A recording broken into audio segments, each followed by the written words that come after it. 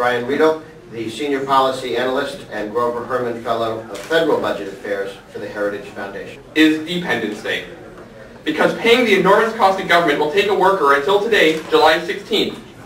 Finally, starting today, you are working for yourself and no longer for Uncle Sam. Let's look at the government's biggest burden, federal spending. In 2008, Washington will spend $25,117 per household. That is the highest inflation-adjusted total since World War II, and $5,000 per household more than in 2001. What do we get for those hard-earned tax dollars? We get a Defense Department that spent $1 million shipping 2 19-cent washers from South Carolina to Texas. We get a government that spends more on corporate welfare than on homeland security. A government that freely admits that 38% of its own programs don't work. A government that runs 342 overlapping economic development programs and 130 programs for at-risk youth. And a government that makes at least $55 billion in overpayments each year. Amazingly, the new Democratic majority's response is to accelerate the spending spree.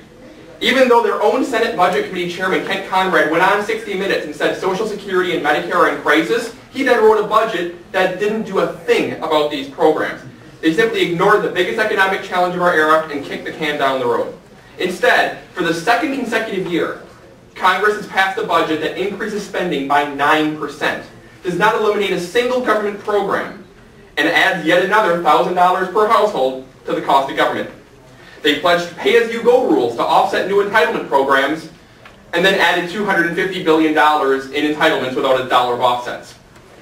They even passed a law to prevent Medicaid officials from saving $42 billion in waste, fraud, and abuse.